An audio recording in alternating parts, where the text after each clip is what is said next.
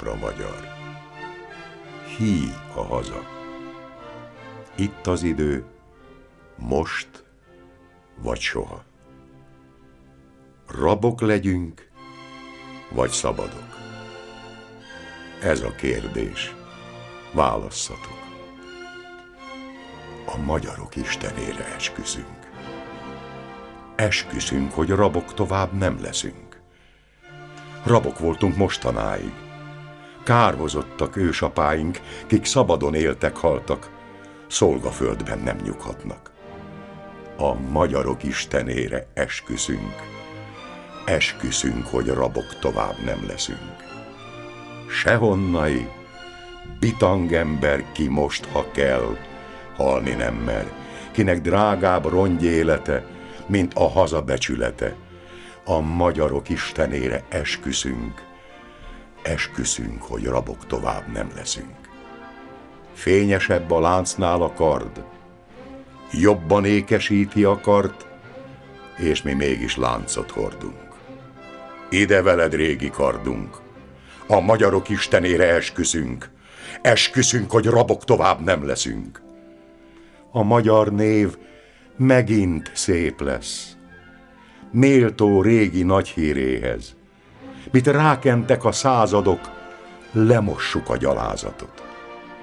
A magyarok istenére esküszünk.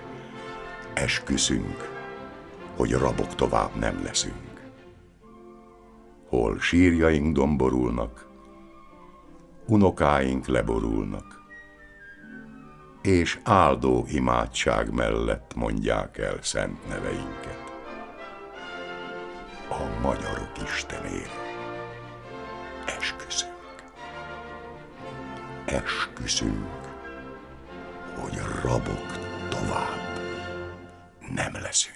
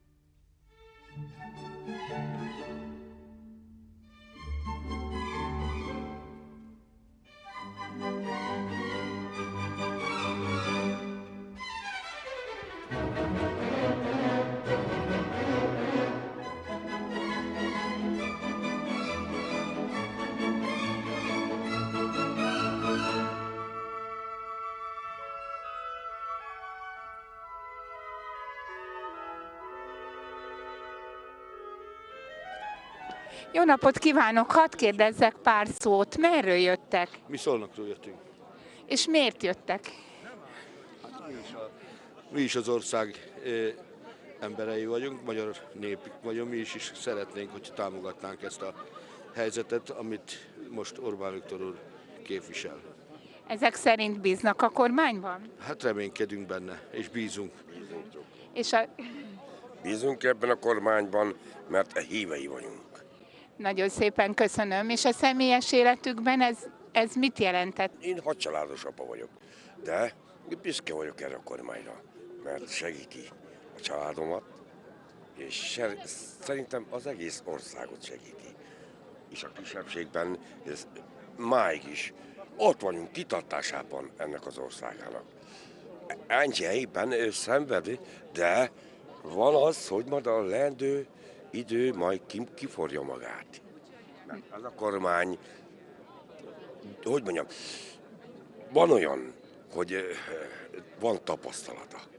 Azért jöttem ki, mert Magyarország polgárai, állampolgárai megválasztottak egy kormányt, amelyik az ország érdekében szeretne tevékenykedni. A gazdaság azt mutatja, hogy államháztartási hiánytól kezdve sok más mutatóig, hogy ha esetleg bizonyos lépéseibe bele is kell kötni, de alapvetően jó irányba indult, és most az Unió, illetve a Nemzetközi Valuta Alap szeretné egy másik irányba kényszeríteni, amely valószínűleg nem Magyarország javát szolgálná, és azt gondolom, hogy aki eljött, az szeretné azt demonstrálni, hogy mivel demokráciában élünk, és az Unió is elvileg egy demokratikus szövetség, így mi azt szeretnénk, hogyha a többség hangja az érvényesülhetne egy demokráciában. Kezi csokolom, megzavarhatom egy kicsit? Miért tetszett kijönni a békemenetre? Hát úgy éreztem, hogy én egy magyar vagyok, és nekem itt van a helyem.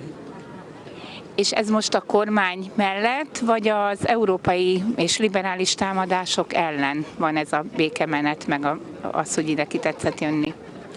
Én a kormány mellett. Ezek szerint bízik Orbán Viktorban. Bízom. Jó. És meg fogja tudni csinálni akár egyedül is azt, amit elképzelt, és kihúzza az országot a bajból. Hát reméljük a Jóisten és a Szűzanya segítségével, hogy meg fogja csinálni. Szeretném megkérdezni, hogy miért jöttek ki? A magyarságunkért. Megvédeni a magyarságot. És látom, Újfehértóról jöttek. Mi jöttünk ketten. Mi jöttünk Újfehértóról. És ön? Nagykanizsa. Na hát akkor képviseltettek két várost az országból, és miért jött ki ön? Hát az országunk érdekébe, a hazánk érdekébe, hogy ne bántson Nyugat meg Amerika. Tehát hagyják, hogy úgy csináljunk, ahogy a mi miniszterelnökünk tudja. Ezek szerint látták a strasbourgi közvetítést is, igaz? Hogy ne láttuk volna, és nagyon jól kiállt az országért. Nagyon jól kiállt, és nagyon örülünk neki. És mit gondolnak, hogy ezt a támadást túl tudjuk-e élni? Hát megpróbáljuk. Itt volt egy csendes, halk, de határozott válasz. Túl. Nagyon szépen köszönjük, így legyen. Jó napot kívánok, megkérdezhetem, hogy honnan jöttek? Bajáról jöttünk, természetesen megkérdezheti, persze. Mennyien jöttek, lehet tudni? Hát 3 busszal jöttünk. Most, hogy az létszám szerint mennyi, nem tudom. Meg hát láttunk, akik autóval jöttek. Tehát az autókkal is jöttek páran. Ezek szerint? Minél többen. Ezek szerint bíznak a kormányban? Természetesen. Mi nagyon. Igen. Mindenkinek bíznia kell. Mindenféle anyagi nehézség ellenére? Persze. Mindig is a történelemben a magyar emberek vállaltak anyagi nehézségeket, ha látták az értelmét. Ez ezután is így lesz. Látták a strasbourgi közvetítést is ezek szerint? Mi láttuk, így van, igen. És mi a véleményük a miniszterelnök úrról? Hát még, nagyon büszkék voltunk még rá. egy kicsit felénk nőtt. Nagyon szépen. Tovább. Majdnem megkönnyeztük, nagyon büszkék vagyunk rá. Én most is megkönnyezem egy kicsit. Nagyon, tényleg hihetetlen, csodálatos. Jó ember van jó helyen. Leghitelesebb politikus szerintem Magyarországon évek óta, évtizedek óta, aki a magyar érdekekért áll ki és Magyarországért. Én a magam részéről azt mondom, hogy én nem bírtam volna azt ki, amit ő ott kibírt Brüsszelbe. Én tettlegesen neki mentem volna nem szabad mondanom igazán komoly kritikát. Nekem úgy küldték, hogy nézzem a tévét azon a délutánon, mert az Orbán Viktor a Kohn banditával fog vitatkozni. Így írták, hogy a banditával, és ő az is, mert ez nem egy, most ő nem úgy vitatkozott, mert ugye nagyon sok embernek ellenkező volt a véleménye, mint amilyen a mi miniszterelnökünknek, de valamilyen módon mégis kulturáltan adták elő az aljas ellenérzéseiket, de ez az alak, amit művelt, én nem bírtam volna ki, ez biztos. Ehhez külön egy ilyen hatalmas egyéniség kell, aki ilyen nyugodtan, higgadtan tudja lenyelni ezeket a sértéseket. Annyit mondott, hogy hát tulajdonképpen mi nem szeretjük egymást. És ő ezzel minden kifejezett, hogy ő nem szereti, de attól függetlenül akkor is tárgyaló partnernek tartotta, és én szerintem teljes mértékig Magyarország és a népnek az érdekeit képviselte, és kiállt minden mellett, mindenféle bántás, sértegetés ellenére kiállt azok mellett, akik őt megválasztották. Köszönöm szépen. Még egy kérdés, hogy mit gondolnak, hogy mi mit tudunk tenni ezen kívül, a tüntetésen kívül az ország felemelkedésért?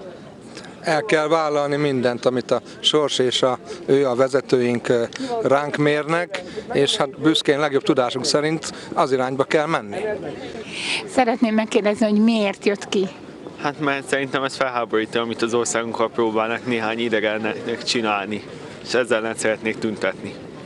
És ahogy így körülnézek, nagyon keresem az ön korosztályát. Mi erről a véleménye, hogy... Sajnos kevesen vagyunk, de remélem, hogy még többen leszünk, mire elindul a menet.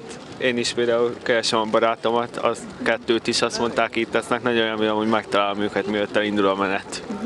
A személyes életében mit jelent, hogy polgári kormány kormányoz? Hát az előző 8 éves szocialista kormányzat után ez maga a megváltás. Szóval ennél jobb ezzel az országgal még nem történhetett, ami most van. Ez a másfél év alatt összekapta az Orbán kormány ezt az országot, és még 2,5 év és az Európában vezető országok között leszünk. Csak bírjuk kivárni. Ugye akkor a türelemre int mindenki. Igen, szeretnék mindenkit a türelemre inteni.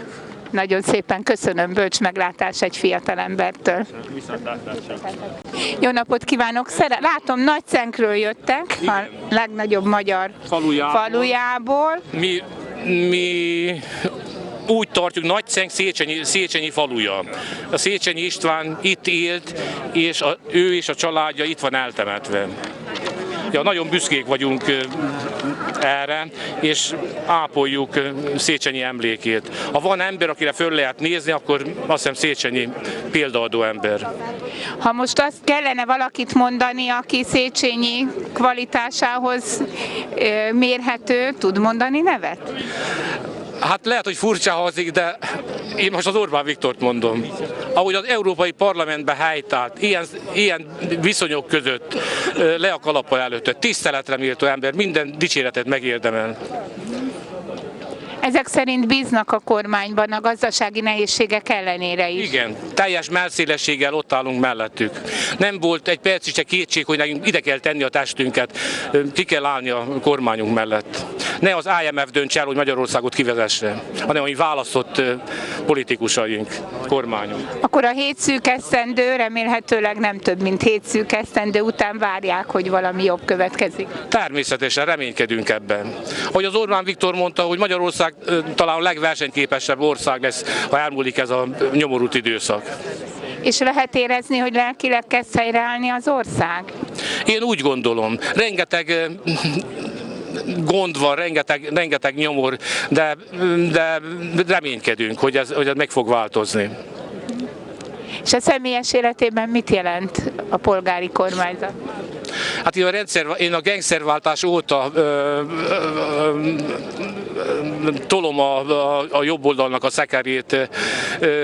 Én tiszta szívemből drukkolok a kormányunknak, és reménykedem abban, hogy sokkal jobb lesz az életünk. Én nyugdíjas vagyok, faszobrász, talán elmondhatom azt, hogy én készítettem a Páneróa piknik helyszínén a kopjafát, amire azt írtuk, hogy itt kezdődött Európa újraegyesítése. A Helmut Kohl, németek kancellárja mondta, hogy a berlini falból itt verték ki az első téglát.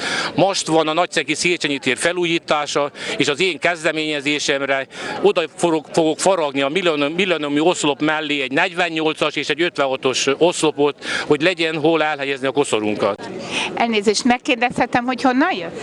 Kárpátalja-Ungvár. És azt is, hogy miért van itt kint? Itt vagyok kint, a gyermekem itt van, és én úgy éreztem, hogy az én helyem is itt van mellette. Ezek szerint bízik a polgári kormányban? Igen, nagyon. Már 20 éve. És a strasbourgi közvetítést látta? Láttam, sajnos. Inkább ne láttam volna. Ezek szerint nem tetszett Orbán Viktor föllépése, vagy nem tetszett az euró? Fellépése gyönyörű volt. Én azon gondolkoztam és néztem, és fájt nekem, hogy hová kerültünk. Ennyi. Köszönöm szépen. Ez borzasztó volt, ami az a látvány, az a minden, ahogy beszéltek, és ahogy bántottak bennünket. Köszönöm szépen. Én is köszönöm. Az én szüleim Sebszentgyörgyek, én is ott éltem 40 évet majdnem, és úgy érzem, hogy kötelességünk itt részt venni. Sebszentgyörgyi származású vagyok, az én őseim ottan meghaltak, harcoltak, és úgy érzem, hogy nekem kötelességem itt kiállni Magyarországnak a becsületért.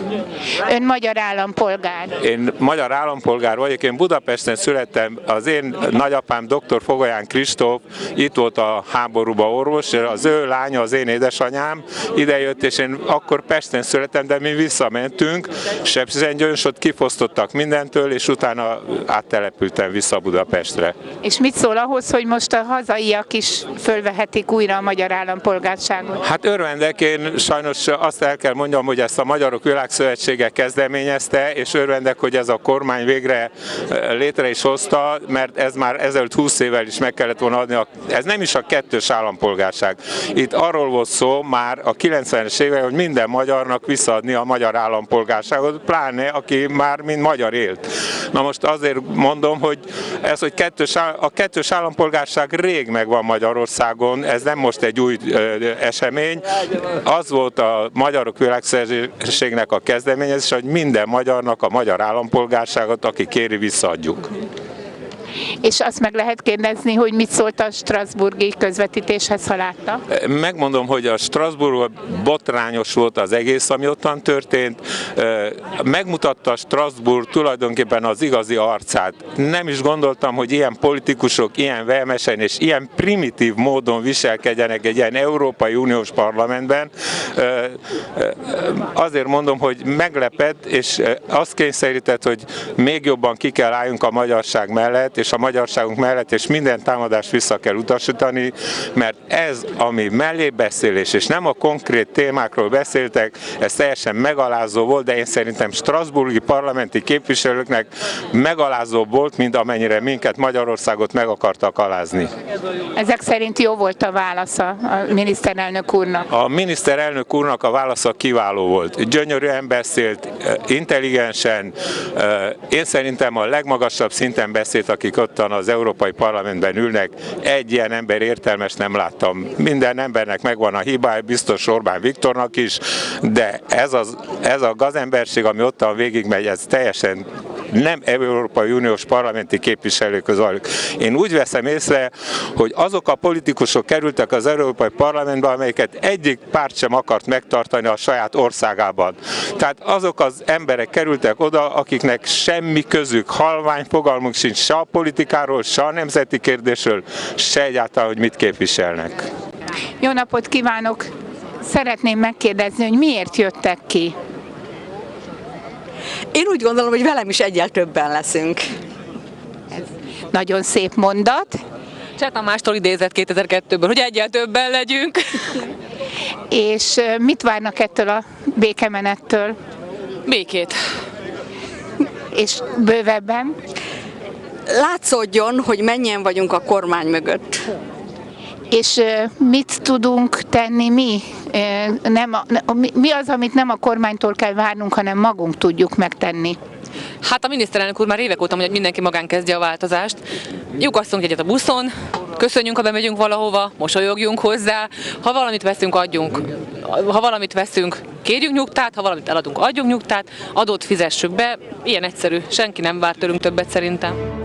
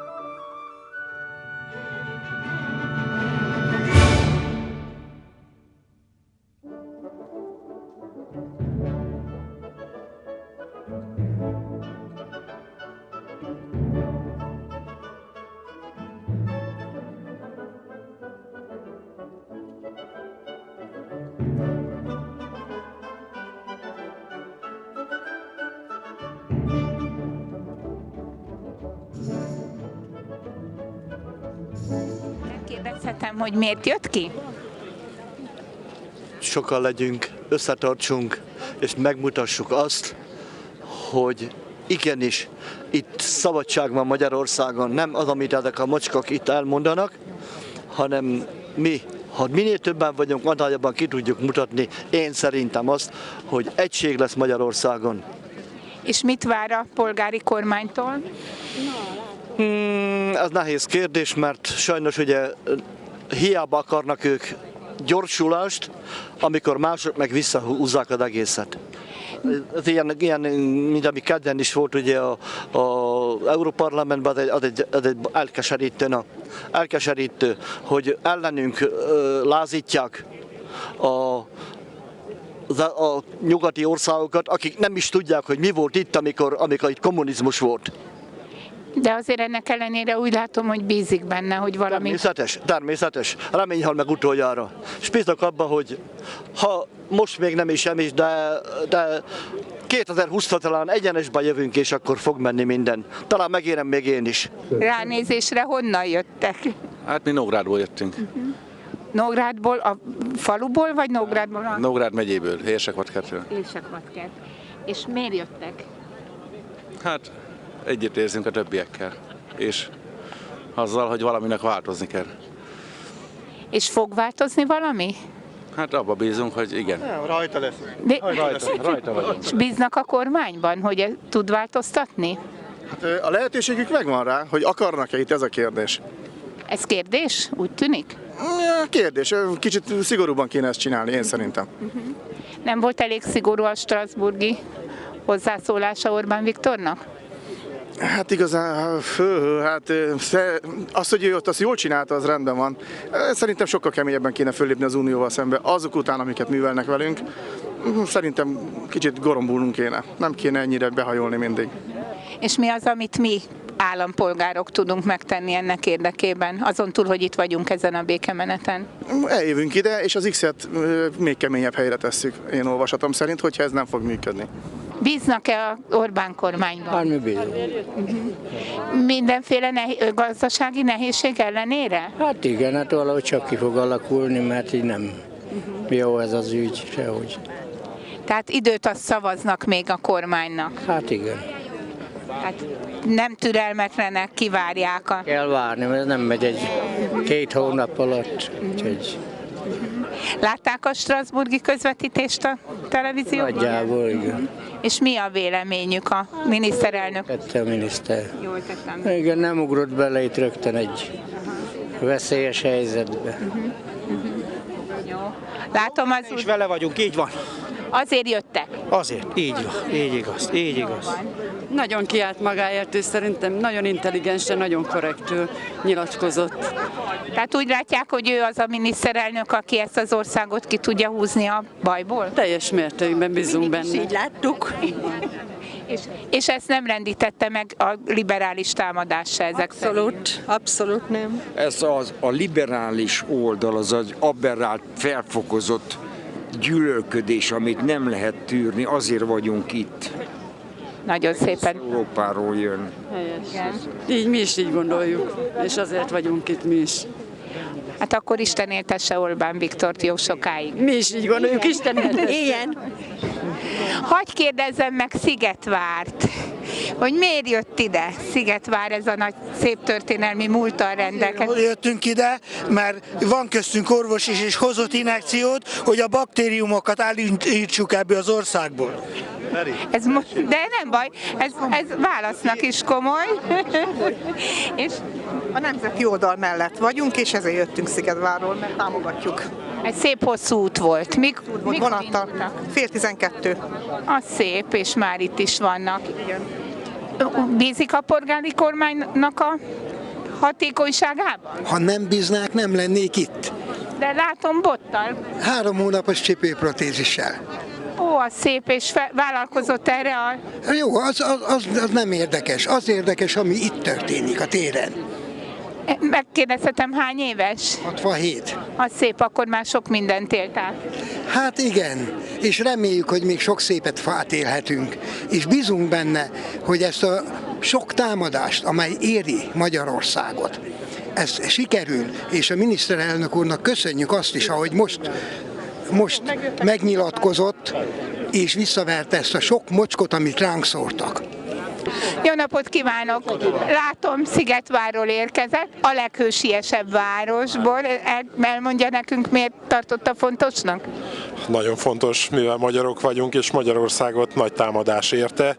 Ezt a támadást pedig azzal kell viszonozni, hogy a kormányunk mellett mindenképpen kiállunk, és megmutatjuk azt, hogy nem csak a liberálisok és a baloldaliak tudják a hangjukat hallatni, hanem a hallatást és az erő az nem csak abból származik, hogy hangosan azt mondjuk, ami nem való, hanem megjelenünk itt ennyien, amennyi ember itt a téren látható.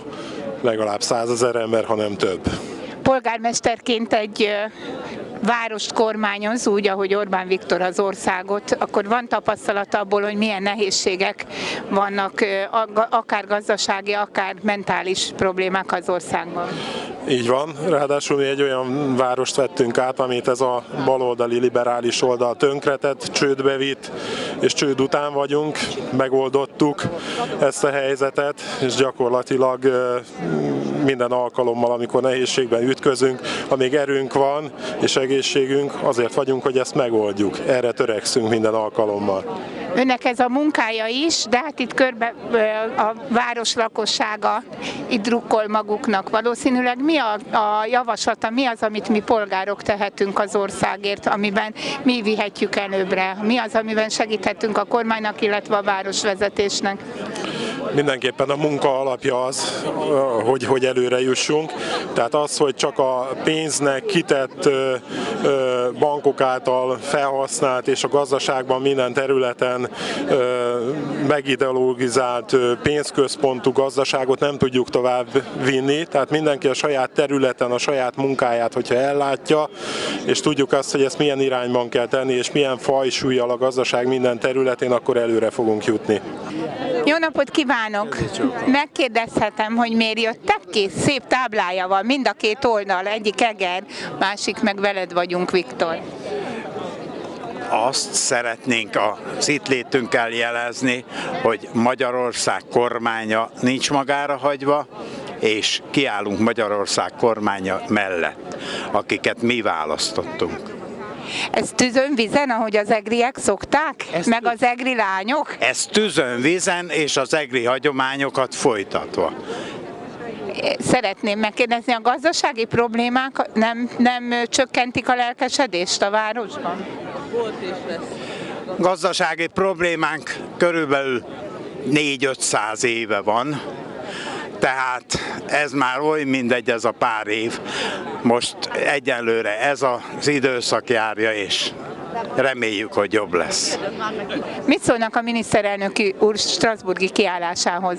Végtelenül tetszett a miniszterelnök úr komoly kiállása, és nagyon örültünk. Sikerült is végignézni ezt az egészet. Ezek szerint bíznak benne, hogy meg tudja csinálni, amit elhatározott? Bízunk, és nem csak most, hanem amikor megválasztottuk, akkor is bíztunk benne, mert tudtuk, hogy ő lesz a miniszterelnök. Látom, Pápáról jöttek. Melyik polgárukra büszkébbek a kettő közül, akit az ország ismer? Szerintem nem jó a kérdés. Teljesen. De van válasz? Egyértelmű, Kövér Lászlóra. Teljesen egyértelmű. Igen, és megkérdezhetem, hányan jöttek? 84-en. Az szép szám, igen. És 2 busszal érkeztünk. És miért jöttek? Hát mert szeretjük a hazánkat. És úgy gondolják, hogy aki a hazát szereti, annak itt a helye? Természetesen. És ezek szerint bíznak? Annélkül is lehet a hazát szeretni, hogy valaki itt volna, de még egy picit jobban szeretjük, azért vagyunk itt. Meg rá is érnek, meg egészségesek is. Erre rá kell érni. Igen. És ezek szerint bíznak a polgári kormányban? Na, teljesen egyértelmű. Mi választottuk. Nem lenne így választott. Mi választottuk a polgári És a gazdasági nehézségek nem bizonytalanítják el önöket? Nem. A gazdasági nehézségeket nem a polgári kormány okozta. Levágjuk a libákat, és lesz mit enni. Ha levágjuk a libákat, lesz mit enni. Tudjuk, ha üres a kassa, akkor nem lehet belőle osztani. Igen. És ahhoz türelem kell, mire újra megtelik, és dolgozni kell érte. Nekünk is nem föntről kell várni, meg nem a kormánytól kell várnia, hogy mindenki kapjon valamit, hanem tenni kell érte. Megkérdezhetem, hogy miért vannak itt? A Magyar Nemzet és Orbán Viktor miniszterelnökünk mellett egy békés menetre gyülekeztünk össze. A hazánkért és az egész országért, népünkért, miniszterelnökünkért. Ezek szerint bíznak a polgári kormányban a gazdasági nehézségek ellenére is? Természetesen is csak bennük bízunk, mert bennük látjuk a jövő zálogát és a vezetőibe egyaránt. Mit szólnak a strasbourgi vitához? Hát örömmel néztük végig, és főleg aznak örültünk, hogy olyan nagyszerűen elmagyarázta a sok tudatlannak, ismeretlennek az Orbán Viktor, hogy mi a valóság Magyarországon, mit tartalmaz a magyar alkotmány, a magyar alaptörvény, és leperegette magáról mindazokat a hamis vádakat és hazugságokat, amelyeket rászórtak. Nagyon jó volt látni és hallani, és különösen annak örültem, hogy voltak azért a nyugat-európai államok politikusai között is, akik észbe kaptak és a valóságnak megfelelően kiálltak Orbán Viktor és a magyar kormány mellett. Mit gondolnak, hogy meddig bírja az ország? Tehát mit kéne csinálni ahhoz, hogy az emberek ne adják föl? Véleményem szerint nem fogják feladni, mert az emberek tisztában vannak azzal, hogy a mai helyzet az két forrásból ered, az elmúlt 8 évből, valamint a nyugat-európai pénzhatalmaknak annak a gyalázatos politikájából, amelyik le akarja váltatni Orbán Viktort és a magyar kormányt. Ezt az emberek többsége érzi és látja, és meglátják az emberek, hogyha javul a magyar gazdaság helyzete, javul a pénzügyi helyzet, és jobb lesz a helyzet. És mi az, amivel a polgárság tud hozzájárulni ehhez a munkához? Mert azt gondolom, hogy nem a kormánytól egyedül kell várni a megoldást. Hát természetesen nyugalomra, következetes munkára, helytállásra, mindenkinek a maga pozíciójába, szakmájának megfelelően helytállásra van szükség, és abban az esetben eredmény fog születni. Jó napot kívánok! Szeretném megkérdezni, hogy miért jöttek ki? Azért jöttünk ki, mert mi nagyon nagyra értékeljük a magyar kormánynak a tevékenységét, és hát a kormányfőnek is a tevékenységét, akit mi nagyon régóta ismerünk, mert hiszen mi alcsódobozról jöttünk a családot is, és nagyon szeretjük őket. És jó napot kívánok! És Habsburg Mihályjal is találkoztunk. Szervusz, szervusz! Nagy öröm, mert ő is alcsódobozhoz köthető, ugye a család, és szoktunk vele találkozni. Tehát mi nagyon örülünk neki, hogy van ez a rendezvény, mert úgy gondolom, hogy ez egy pozitív dolog, a nagyon sok negatívval szemben, ami mostanában hallható, és az a probléma, hogy a hír az tulajdonképpen mindig a negatív, ami pozitív, az nem hír, és azt hiszem, hogy végre egy pozitív dolog, amit mindenki hírértékűnek tud felfogni, és egy jó dolog, egy értéket tudunk így közvetíteni, a keresztény értéket, azt, hogy mi azt gondoljuk, hogy amit mit teszünk, az a fontos, felelősek vagyunk a környezetünkért, magunkért, családunkért, és így próbálunk élni a világban, és nem azt várjuk, hogy majd segít valaki rajtunk, hanem próbáljuk megoldani azokat a dolgokat, amik tőlünk függnek és rajtunk múlnak. És mik azok a dolgok? Mi az, amiben a polgár segíthet a kormányának, hogy ne csak a kormánytól várja a megoldást? Az, hogy tisztességesen helytállunk, és próbálunk a családunkban, a gyerekeink nevelésében például olyan értéket közvetíteni, amivel a társadalomnak majd értékes tagjai lesznek a gyerekek, hogy ne arra várjanak már 40 éves korukban, hogy jaj, már nem tudom én nyugdíjba tudok kerülni, meg hogyan tudok majd rokkant nyugdíjat magamnak megszerezni, mert sajnos ilyenre is példa volt, hanem az, hogy kihozni magamból, amit tudok, és építeni a környezetemet, a lakóhelyemet, településemet, megyémet, városomat, országomat.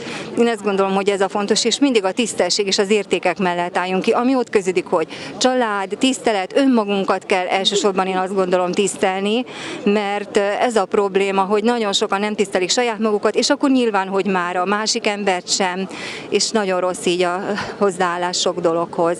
Én azt gondolom, hogy ez az alapvető, mert ezen kívül aztán annyi minden történik az életben, nagyon sok rendszer vesz bennünket körül, de ezek a rendszerek nem szabad, hogy az életvilág fölé kerüljenek, tehát mindig nekünk embereknek kell erősebbnek lenni, és a rendszereket úgy alakítani, hogy jól érezzük magunkat benne. Ezek szerint ez a kormány, ez biztosíték az önök számára, hogy ez meg is valósuljon? Hát én mindenképp úgy gondolom, hogy igen, és mi nagyon régóta Fidesznek a szavazói vagyunk, és hát próbálunk helyben is, felelősen is a településünkön olyan értékek mentén dolgozni, ami mindenki számára elhozza a jövőben is a sikert.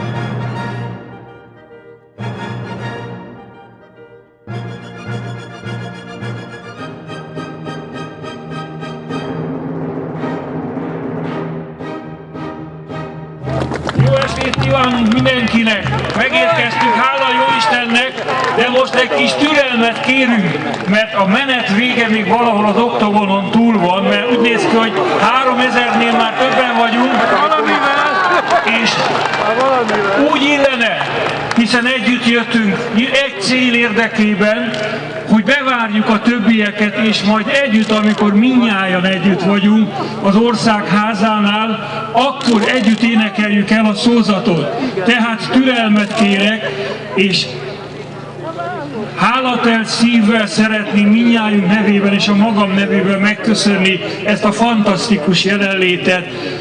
1 millió hős van jelen, bemondta a televízió, hogy hozzávetőleg 1 millióan vagyunk. Szeretettel kérem a barátaimat, akikkel szerveztük ezt a menetet, hogy jöjjenek ide. Átadom Bajer Zsoltnak.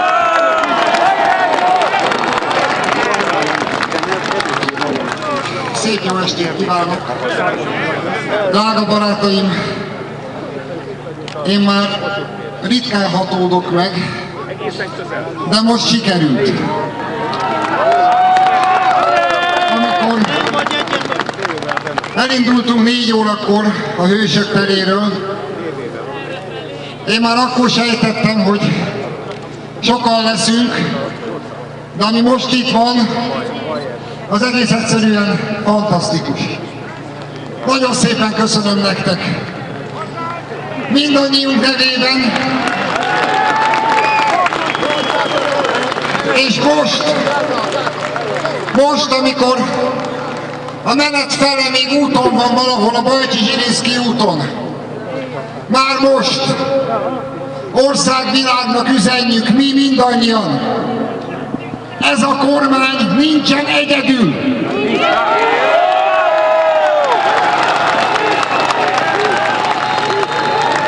Most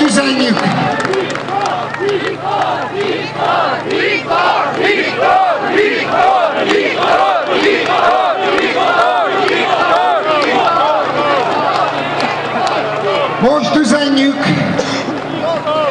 Most üzenjük Európának. Mi már akkor Európába vágytunk, amikor onnan 40 évig ki voltunk szorítva. De üzenjük most innen ennek az Európának. Soha nem leszünk gyarmat.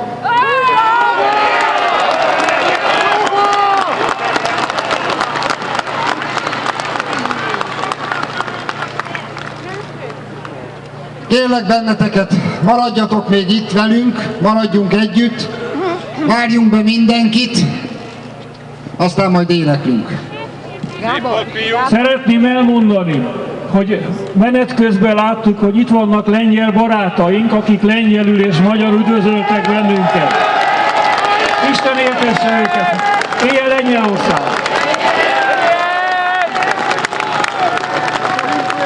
Továbbá még egy technikai kérésem volna, egyébként alig, hanem reménytelen, mert a tér már tele van, de mégis arra kérlek benneteket, hogy amennyire lehet, adjatok helyet a felénk érkezőknek, mert ebben a percben az Alkotmány utca az úgy tele van, hogy annál jobban már nem lehet teletölteni. Drága barátaim, külön szeretném megköszönni a határon túl érkezett testvéreinknek, hogy itt vannak ma velünk. 2 székely zászlót is látok a tömegben. Köszönjük, székelyek! Mi egy nemzet vagyunk! Ha már az előbb a székelyeket köszöntöttem, akkor itt az idő, hogy köszönetet mondjak a vajdaságiaknak, akik eljöttek, a bácskaiaknak, akik szintén eljöttek, és Isten hozta a felvidékieket is.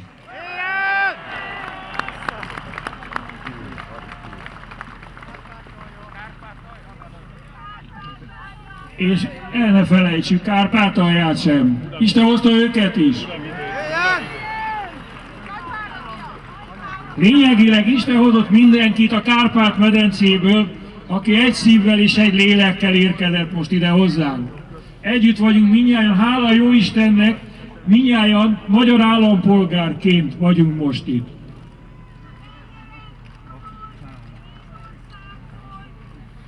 Igen, érkeztek a tengeren túlról, érkeztek Svédországból, akkor elmondanám, hogy érkeztek Németországból is. Mindenkit nagyon nagy szeretettel üdvözlünk, aki eljött erre a mai estére. És drága barátaim, sok szép táblát láttam, de egyet muszáj felolvassak nektek, itt van velem szemben. Ezen angolul a következő szerepel. Az Európai Unió 55 éves, az IMF 67 éves, az Egyesült Államok 236 éves, Magyarország 1116 éves. Angolul is olvassátok. Zsoltika, angolul nyomjátok.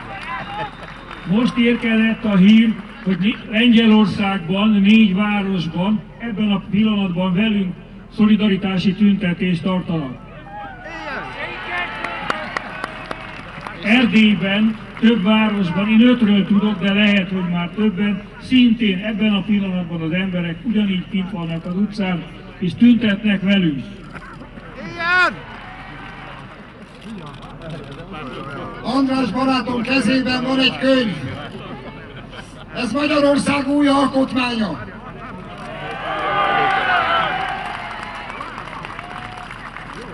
Innen üzenjük, békességgel üzenjük az Európai Uniónak. Ez az alkotmány a miénk.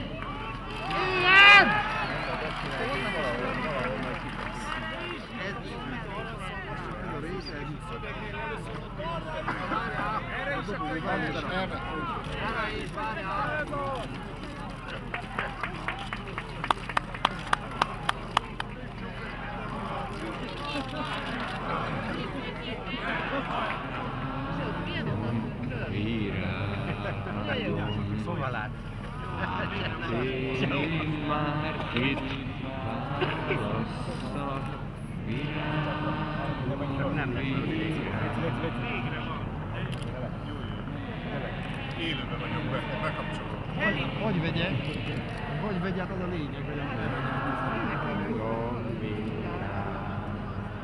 Drága barátaim, amíg várakozunk a többiekre, még néhány perc biztos el kell teljen, hogy mindenki ide érjen. Addig kérlek benneteket, hogy fogadjátok szeretettel Nyíregyházáról a Mandala Dalszínházat és annak vezetőjét, aki el fogja most nekünk énekelni a Dobó István esküjét.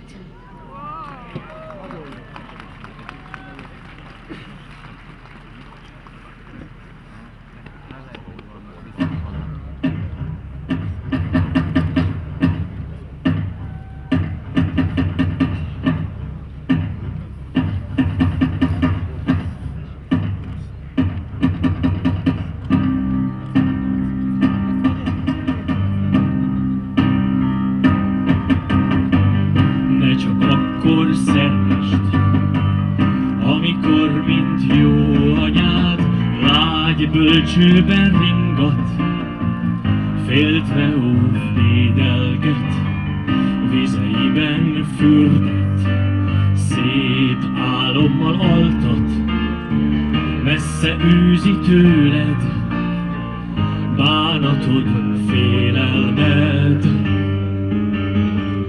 Ne csak akkor szeresd, mikor téged ünnepel, bátorító szép mosolyád reád ragyogtatja, bársony köpönyegét alád teríti, bőségét, kincseit mind-mind eléd rakja.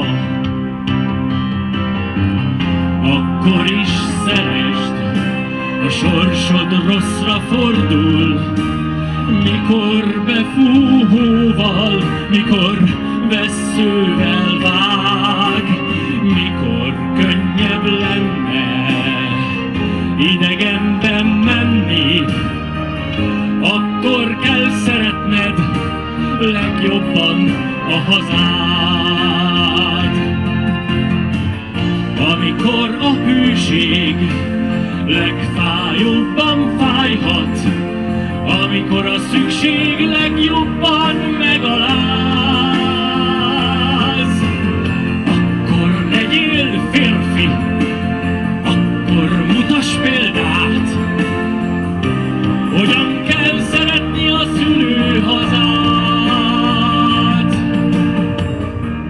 esküszöm, hogy a haza érdekében a várat minden erőmmel megvédem.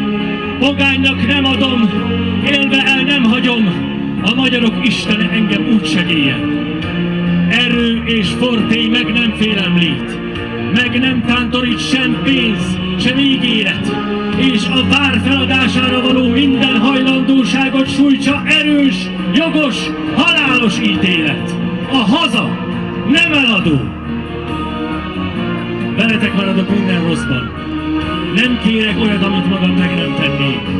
Ha nem így cselekszem, vessen ki a föld, és ne érdemeljem ki az Úr örök kegyelmét. Esküszöm, hogy a vár védelmében véremet és életemet meg nem kérélem, magamat élve én meg nem adom, az örök Istenem úgy segéljen. Nézd ránk, Európa, állj mellénk a harcban, érted is küzdünk, ha védjük a magyar hazát. Bátor, büszke nemzet, nagy tettekre termett, becsül majd értem minket a nagy világ. Nézd ránk, Európa, állj mellénk a harcban, érted is küzdünk, ha védjük a magyar hazát. Bátor, büszke nemzet, nagy tettekre termett, becsül majd érte minket a nagy világ.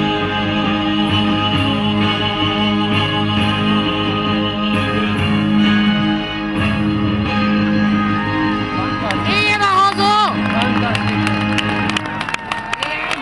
Éljen, fantasztikus!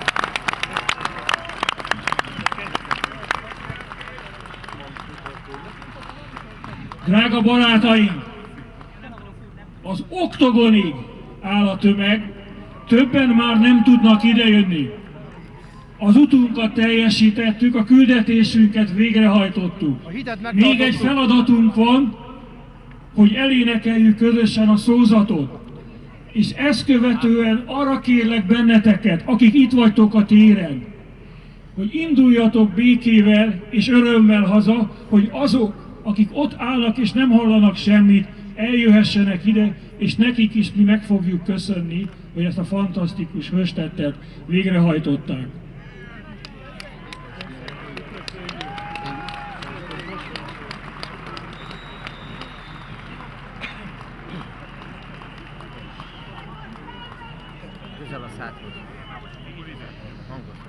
Most, drága barátaim, akkor,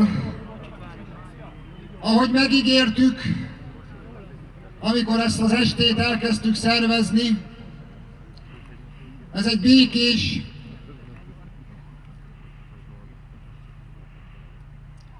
baráti és szeretetteljes menet. Ez a menet most ideért a Kossuth térre, a vége pedig, ahogy hallottátok, az oktogonnál áll. Ennyien vagyunk most.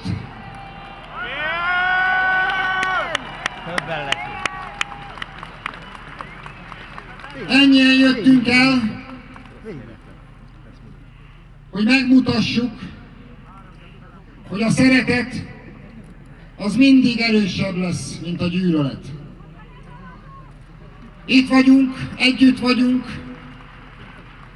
megmutattuk a kormánynak, hogy nincs egyedül, megmutattuk Európának, hogy nem vagyunk hajlandóak diktátumok szerint élni,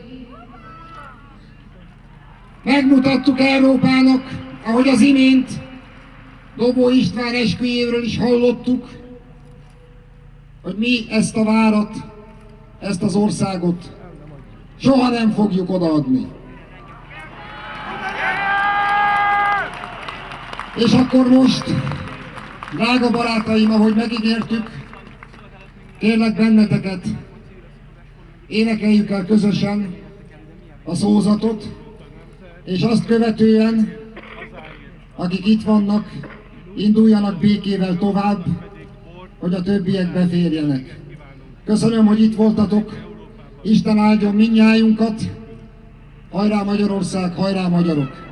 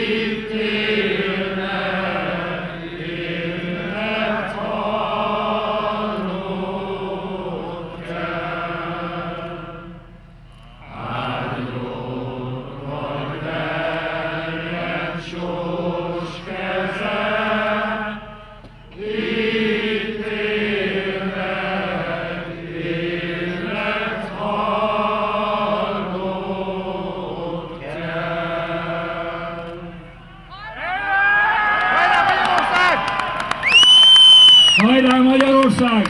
Hajrá magyarok! Hajrá Orbán Viktor! Drága barátaim, akik autóbusszal jöttek, most kaptuk az értesítést, hogy a buszok elindulnak befelé, elindulnak befelé a Bajcsi-Zsilinszky útra. Tehát aki busszal jött, valószínűleg ott megtalálja.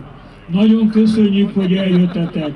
Menjetek boldogan és büszkén haza, mert valami olyat hajtottunk végre, amit Európa az elmúlt 100 évben nem látott.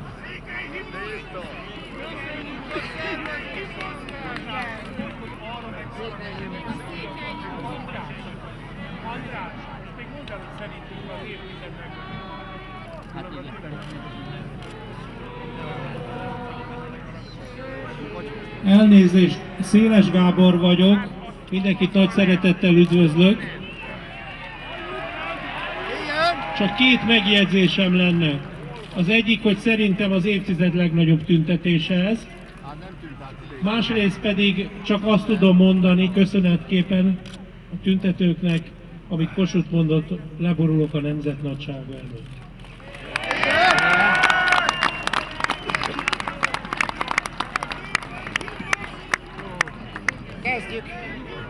Kezdjük el!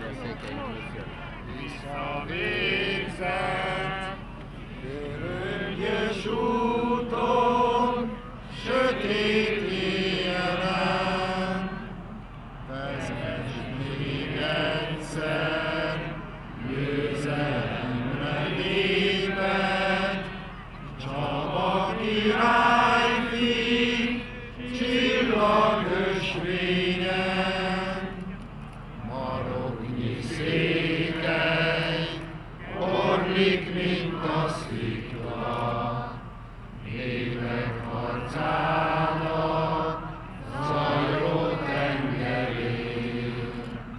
Fejünk az árjaj, 100-szor elborítja, ne hagyd elveszni Erdélyt, Istenünk, maroknyi székely, orlik, mint a szikla, népek harcának zajló tengerén. Fejünk az árjaj, 100-szor elborítja,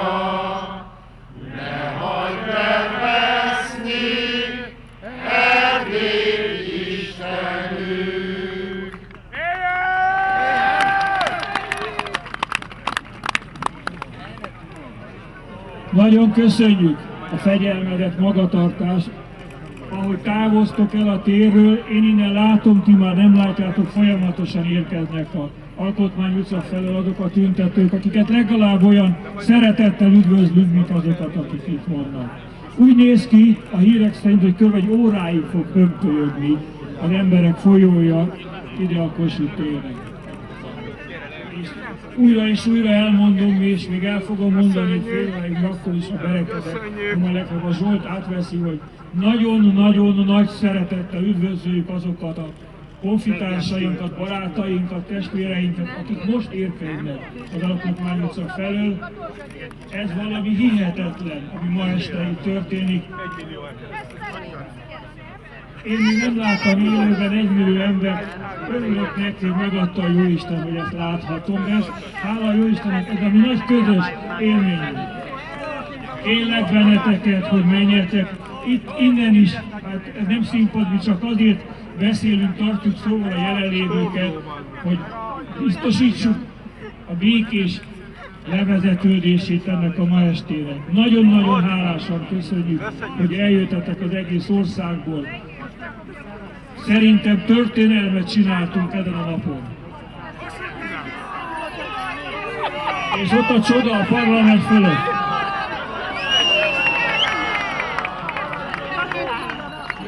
Aranygalambok, így van, aranygalambok a parlament fölött. A Jóisten adott nekünk szép időt, és elküldte az aranygalambjait. Szervusztok, viszontlátásra, jobbra és balra kérletek, hogy induljatok el hazafelé. Este majd nézzétek meg a híradókat, vajon hányat mondanak. Hát észrevettek-e bennünket, de én azt hiszem, hogy ezt nem lehetett nem észrevenni. Szervusztok, jó utat, viszontlátásra mindenkinek. Nagyon köszönjük. Éljen Orbán Viktor, éljen Magyarország. Hogy mit szól az eredményhez?